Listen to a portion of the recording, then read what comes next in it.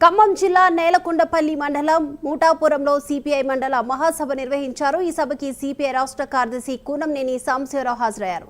CPI party చరిత్రలో లేని విధంగా పెద్ద బహిరంగ సభ నిర్వహించాలని పార్టీ ఆలోచిస్తుందని సాంబశివరావు అన్నారు। సిపిఐ పార్టీ పేదల పక్షాన పోరాటం చేసిందన్నారు। ఆపరేషన్ కగార్ పేరుతో పేదల పక్షాన ఉండే నక్సలైట్లను చంపుతున్నారని ఆరోపించారు। నక్సలైట్లను చంపుతుంటే దానికి వ్యతిరేకంగా పోరాటం చేసింది సిపిఐ పార్టీ అని కూడా సిపిఐ రాష్ట్ర కార్యదర్శి కూనంనేని సాంబశివరావు స్పష్టం చేశారు। ఏం పాపం చేశారు? వరవరరావు లాంటి వాడు, సాయిబాబా లాంటి వాడు, అనేక మంది ఏం పాపం చేశారు? ఎవరిదైనా దొంగతనం చేశాడా? ఎవరిదైనా జేబులు కొట్టాడా?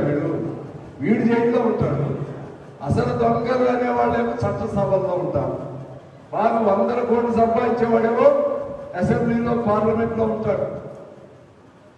పేదవాడి కోసం నిలబడేవాడు ఒక్కడు కూడా గెలవడు। అక్కడ ఎవడో గెలిస్తే తప్పదారి గెలిస్తే ఎవడన్నా ఒకటి గెలిచాడు, ఆడెవడు ఈడే। ఇక్కడ నేను మాట్లాడేవాడు దీనికి అనేక జరిగితే గెలిచాడు। పేదవాడు ప్రేమతో గెలిపించిన గెలుపు కాదు ఇది। పేద ప్రజలకి ప్రేమతో గెలిపించాలంటే అధికారమే మంది రావాలి కదా। మనొకసారి మీరు ఆలోచన చేయండి। జైళ్ళలో ఉండవలసిన వాడు చట్టసభల్లో ఉండవలసినటువంటి వాళ్ళు జైళ్లలో లేకపోతే రోడ్ల మీద ఉండే కాలం దాపురించింది ఈ భారతదేశంలో। అంతా పేదవాళ్ళుగా ఉన్నారు, మధ్యతరగతి వరకు ఉన్నారు। ఆలోచన చేయకుండా కోరుతా ఉంటారు।